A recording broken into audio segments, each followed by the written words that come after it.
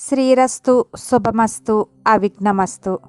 శ్రీ స్కాంద పురాణ అంతర్గత కార్తీక పురాణము 13వ అధ్యాయము కన్యాదాన మహాత్యము. మహారాజా, కార్తీక మాస ధర్మాలన్నింటిలోనూ ముఖ్యమైన ధర్మాన్ని చెబుతాను విను. పాపాలకు భయపడేవానికి, సంసార భయాలు విరచిన వానికి మా తండ్రి గారైన బ్రహ్మదేవుడు కార్తీక మాసంలో ఏ ఏ ధర్మాలు అవసరమని చెప్పినారో ఆ ధర్మాలు వివరంగా చెబుతాను విను. కార్తీక మాసంలో శిష్టపుత్రునికి ఉపనయనం చేయించడం, కన్యాదానం, తులసీదానం, విరాదాన వస్త్రదానము శ్రేష్టాలు. దారిద్ర్యముతో బాధపడుతున్న బ్రాహ్మణ కుమారుని ఉపనయనానికి కావలసిన అన్ని వస్తువులు దక్షిణ ఇచ్చేవారి యొక్క పాపములు హరిస్తాయి. గాయత్రి జపం చేయుట, వేదాధ్యయనం చేయటం, దేవపూజ చేయటం, వీటి వల్ల కలిగే పుణ్యం వర్ణించడం సాధ్యం కాదు. బావులు, నడబావులు కోట్ల కొలది త్రవ్వించటము, నందనవనము పాలించుట, 10,000 కోనేళ్లు కట్టించడము, 100 రావి చెట్లు నాటించడం మొదలగునవి చేయుట వలన, గాయత్రి ఉపదేశం చేయించడం వలన కలిగే పుణ్యమంతా పుణ్యము కాదు. కార్తీక మాసములోను వైశాఖ మాసములోను ఉత్తమమైన ఉపనయన దానము వేదవేత్తలైన బ్రాహ్మణుల పిల్లలకు శాస్త్ర ప్రకారము ఎవరు చేయిస్తారో వారికి విస్తారమైన ఫలితం కలుగుతుందని ధర్మవేత్తలైన మునులు చెప్తుంటారు. అట్టి సాధు బ్రాహ్మణులకు కార్తీక మాసాన ఉపనయనం చేయించడం వలన కలిగే పుణ్యము ఇంత అని చెప్పడానికి ముల్లోకాలలో కూడా లేరు. దేవబ్రాహ్మణుల తృప్తిపరచడం, తీర్థయాత్రలు చేయుట మొదలగు ఉపనయన దానం వలన కలిగే ఫలితమును ఇస్తుంది. కార్తీకములో ఉపనయన దానము, కన్యాదానము చాలా ఫలితమును ఇస్తుంది. ఈ మాసంలో దానములను ఇచ్చి భక్తితో కన్యాదానము ఇచ్చినట్లయితే ఆ విధంగా చేసిన వారికి అన్ని పాపాలు తొలగిపోయి పితృదేవతల యొక్క స్థానాన్ని, బ్రహ్మపదాన్ని పొందుతారు. ఈ విషయంలో ఒక ఇతిహాసం ఉన్నది విను. ద్వాపర యుగంలో వంగదేశంలో సువీరుడు అనే పేరుగల దుర్మార్గుడైన క్షత్రియుడు ఉండేవాడు. వాడు గొప్ప బాహుబల పరాక్రమములు కలవాడు. అతనికి జింక కన్నుల వంటి కన్నులున్న అందమైన భార్య ఉన్నది. విధివశము వలన దాయాదుల మూలముగా రాజ్యమును పోగొట్టుకుని ఒక అడవిలో తలదాచుకున్నాడు. ధనము లేకపోవటం వలన మహా దుఃఖమును పొందుతూ భార్యతో అరణ్యంలో తిరుగుతున్నాడు. గర్భవతి అయిన అతని భార్య కూడా అతనితో పాటు ఆకులు అలములు తింటూ శ్రమ పడుతున్నది. ఆ సువీరుడు నర్మదా నదీ తీరములో ఒక పర్ణశాల నిర్మించుకొని ఉన్నారు. అక్కడ వారికి ఒక కుమార్తె కలిగింది. తాను పూర్వము చేసిన పాపాలను తలుచుకుంటూ ఆ పిల్లను పెంచుకుంటున్నాడు. ఆ బిడ్డ పూర్వపుణ్యము చేత రూపలావణ్యశాలి అయి చూచేవారికి కన్నుల పండువగా ఉండేది. ఆమె కొంతకాలానికి యుక్త వయస్కురాలు అయింది.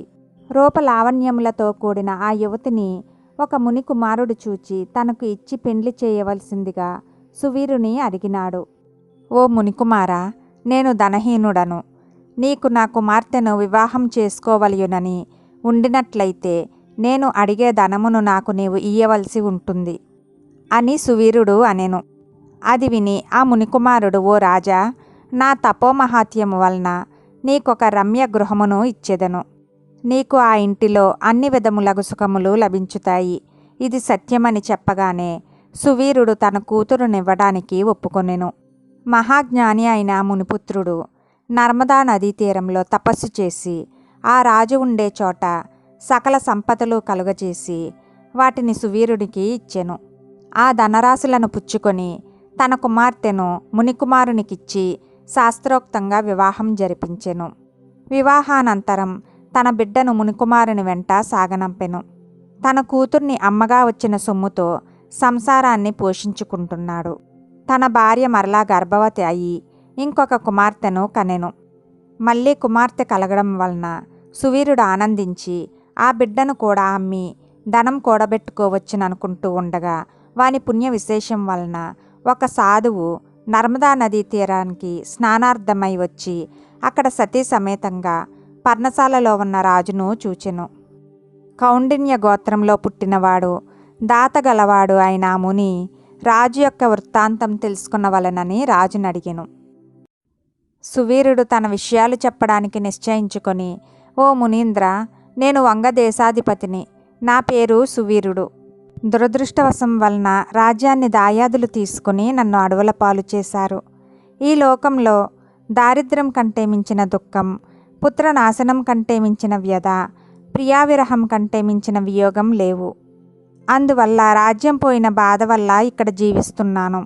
శాఖమూల ఫలాదులతో జీవితయాత్ర సాగిస్తున్నాను. ఈ కుటీరంలోకి వచ్చిన తదుపరి నాకొక కుమార్తె కలిగి వయస్కురాలైంది. దానిని మునికుమారునికిచ్చి విస్తారమైన ధనం పుచ్చుకొని పెండ్లి చేసి పంపాను. ఆ సొమ్ముతో ఇప్పుడు సుఖంగా జీవిస్తున్నానన్నాడు. అది విన్న సాధువు, ఓ రాజా, మూర్ఖుని వలె ఎందుకీ పాపం మూట కట్టుకున్నావు? కన్యను అమ్మిన ధనంతో జీవయాత్ర సాగించిన వాళ్ళు అసివ్రతమనే నరకాన్ని పొందుతారు. ఈ విధంగా సంపాదించిన ధనంతో దేవర్షి పితరుల్ని తృప్తిపరచాలని చేసేవాడు. జన్మ జన్మలు సంతానం కలగకుండా పితరాదులు చేస్తారు. కన్యను అమ్మి ఆ ధనంతో జీవించేవారు సకల పాపాలు పొందుతారు. అన్ని పాపాలకు ప్రాయశ్చిత్తం ఉంది, కానీ కన్యను అమ్మిన వానికి ప్రాయశ్చిత్తం లేదు. కార్తీక శుక్లపక్షంలోని 2వ కూతుర్ని బంగారు పూరకంగా ప్రకాశవంతుడును తేజవంతుడును ధర్మశీలుడు అయిన బ్రాహ్మణునికి దానం చెయ్యి. కార్తీక మాసంలో శుభదినాన ఎవరు కన్యాదానం చేస్తారో పుణ్య నదులలో స్నానం చేయటం వలన కలిగే పుణ్యం కలుగుతుంది. ఇంకా పరిపూర్ణ దక్షిణ గల అశ్వమేధాది యాగాలు చేసినంత పుణ్యం ప్రాప్తిస్తుందని వివరించెను. సువీరుడు ఆ సాధువుని చూచి, ఓ స్వామి, లోకంలో ఎక్కడిది ధర్మం? దానం ఎందుకు? దానఫలం ఎందుకు? సుఖం కోరే ఈ తనువుకు భోగభాగ్యాలు లేకపోవటం వలన ప్రయోజనమేమి? పుత్రులు, భార్య, వస్త్రభూషణాదులు, మణిమాన్యాలు, ఇండ్లు, వాకిళ్ళు శరీరానికి కావలసిన ధర్మానికి సాధనాలే కానీ వేరు కాదు. అందువల్ల నా 2వ కుమార్తెను కూడా ఎక్కువ ధనం ఇచ్చేవానికే ఇచ్చి వివాహం చేస్తాను. నీవు నాకు ఏమీ ఉపదేశించనక్కరలేదు అనెను. సాధువు మరేది మాట్లాడకుండా నర్మదా తీరానికి వెళ్ళిపోయెను. తరువాత కొంతకాలానికి అతడు మరణించెను. యమదూతలు వచ్చి పాపాత్ముడైన ఆ రాజుని పెడరెక్కలు విరిచి కట్టి దక్షిణ దిక్కులో ఉన్న యమలోకం తీసుకుని పోయారు. యమధర్మరాజు వానిని చూచి కండ్లెర్ర చేసి వానిని నరకయాతన అనుభవింపచేసెను. ఘోరమైన అసిపత్రంలో పితరులతో కూడా త్రోశాడు. ఆ సువీరుని వంశం వాడైన శృతకీర్తి అనే రాజు నరకధర్మాల్ని ఆచరిస్తూ 100 యజ్ఞాలు చేసి రాజ్యాన్ని నీతి ధర్మాలతో పరిపాలించాడు. మరణానంతరం స్వర్గం వెళ్ళి దేవతల చేత పూజించబడుతున్నాడు. సువీరుని వంశం వాడైన శృతికీర్తి తన కర్మశేషం వలన పితరులతో నరకాన్ని పొంది నరకబాధలు పడుతూ తనకా గది పట్టడానికి గల కారణం గురించి తలపోశాడు. తర్వాత పూర్వపుణ్య మహిమ వలన ధైర్యంతో యమధర్మరాజుతో ఇట్లనెను. ఓ ధర్మరాజా, మహాబుద్ధ, సర్వజ్ఞ, పాపం కొంచెం కూడా లేని నాకు నరకం ఎందుకు వచ్చిందో తెలుసుకోవాలని ఉంది. పూజ్యులైన మహారుషులు చెప్పిన అన్ని ధర్మాలు నాకు నరకం రావటం వలన వృధా అవుతాయి. నేను స్వర్గాన్ని కోల్పోయి నరకం పొందడం న్యాయం కాదన్నాడు. ఆ మాటలు విన్నటువంటి యమధర్మరాజు శృతకీర్తితో, ఓ రాజా, మీ వంశస్థులలో ఒకడైన దురాచారవంతుడైన సువీరుడనేవాడు కుమార్తెను అమ్ముకుని ఆ ధనంతో జీవించాడు.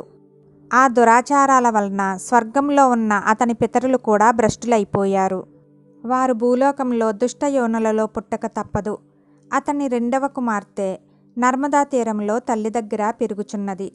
నా అనుగ్రహం వలన ఈ దేహంతోనే భూలోకం వెళ్ళి అక్కడ మహర్షులతో ఈ సంగతి చెప్పు. ఆ అమ్మాయిని వేదాధ్యయన సంపన్నుడైన ఒక బ్రాహ్మణునికి సాలంకృత కన్యాదానం చేయి. ఎవరైతే సర్వభూషణాలంకృత అయిన కన్యను కార్తీక మాసంలో దానం చేస్తారో వారు అన్ని లోకాలకు అధిపతులవుతారు. పుత్రికలు లేని వారైతే దాని విలువనివ్వాలి. ఆవును ఎద్దును కన్యాదానం యొక్క విలువ కలిగినవని అంటారు. అందుచేత ఆవును ఎద్దును దానం చేసినట్లయితే కన్యాదానం చేసిన ఫలం దక్కుతుంది. నీవు బ్రాహ్మణులకు కన్యాదాన మూల్యాన్ని యథావిధిగా దానం చేయి. దీనివల్ల పితరులంతా సంతోషిస్తారన్నాడు.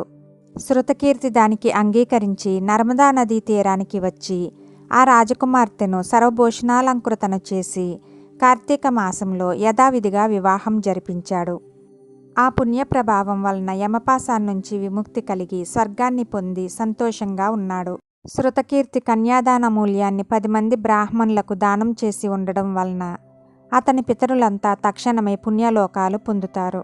కావున ఎవరు కార్తీక మాసంలో కన్యాదానం చేస్తారో అట్టివారు బ్రహ్మహత్యాది సకల పాపాల నుండి విముక్తి పొందుతారు.